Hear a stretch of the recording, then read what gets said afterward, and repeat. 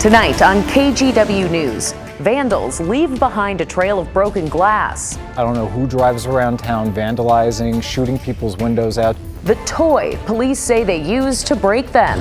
And he was the man behind Oregon's most infamous school shooting, why Kip Kinkle says he should be let out of prison. And later, she had just completed the Boston Marathon 10 years ago when this happened. It just got so weirdly quiet. How a local teacher prepared herself to return to that finish line this year. And we begin tonight with breaking news of dozens of shots fired at a Northeast Portland convenience store. This is video just back from the scene near Prescott and Cully Boulevard.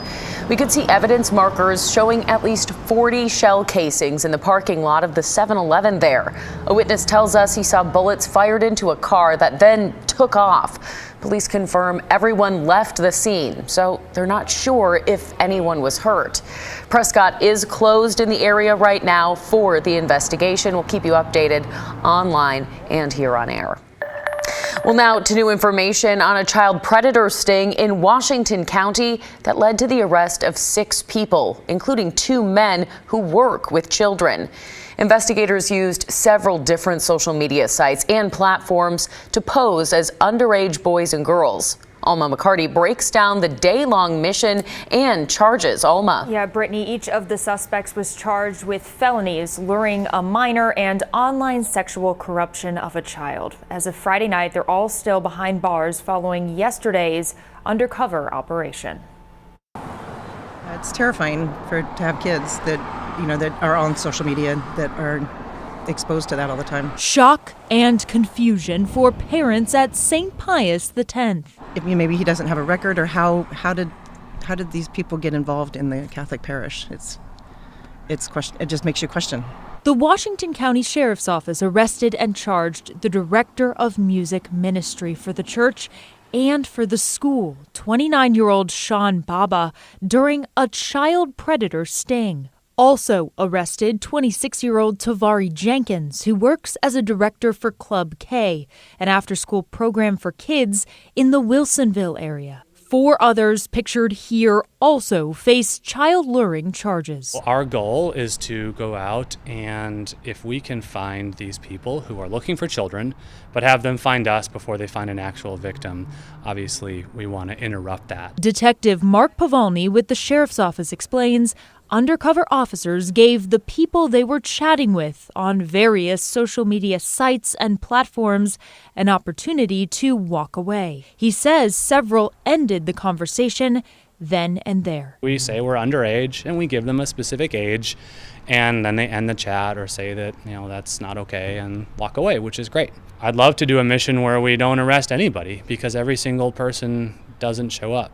Unfortunately, that's never happened for us. This time was no exception. They are still engaging with those profiles, knowing they're a minor, having specifically inappropriate conversations, and then showing up. Detectives believe there could be more victims out there. We know from doing this work that every time we've done these missions and put out the photos to the public, every single mission we've had tips come back in, and that includes this mission. We've already had tips today about concerning behavior.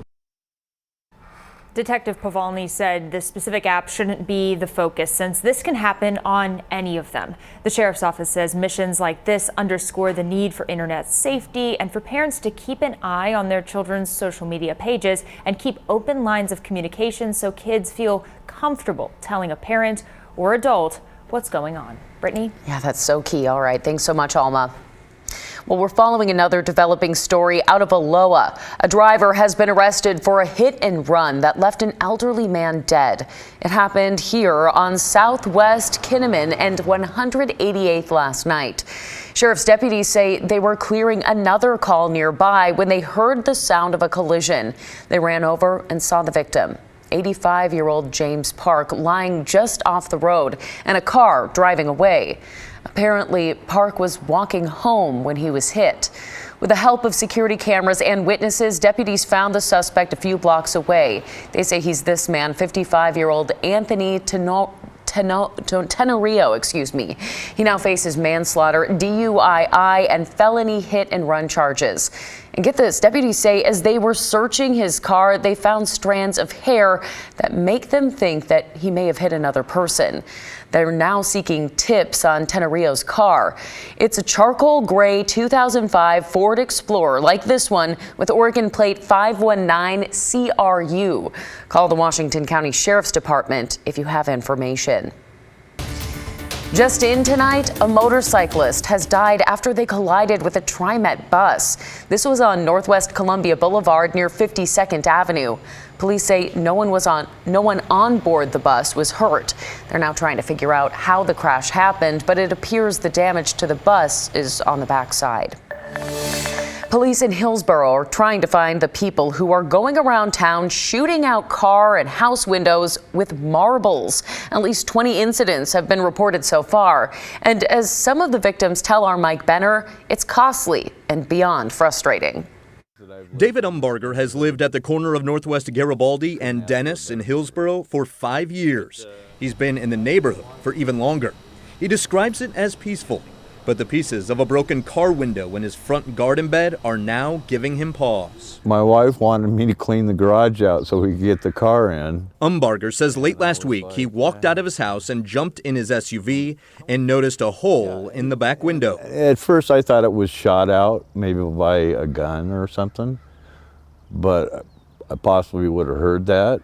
And he seemed to think that it was a slingshot that was doing it with blue marbles. That's what the responding police officer told Umbarger, who ultimately paid hundreds of dollars out of pocket to replace the damaged window. I'm on a fixed income. I'm retired, so it doesn't help to have to throw that kind of money out for some kind of prank or whatever's going on. This is the new window. I had this put in by Dr. Glass in Portland. They did an incredible job. Daniel Atkins can empathize with Umbarger. Atkins also lives in Hillsborough and also had his car window shot out. It happened earlier this week. Honestly, I don't know who these people are. I don't know why they would do this. I don't know who drives around town vandalizing, shooting people's windows out, shooting their homes, shooting their cars. It's insane to me. Car windows and home windows, police say, the targets of a vandal or vandals, armed with marbles in all likelihood.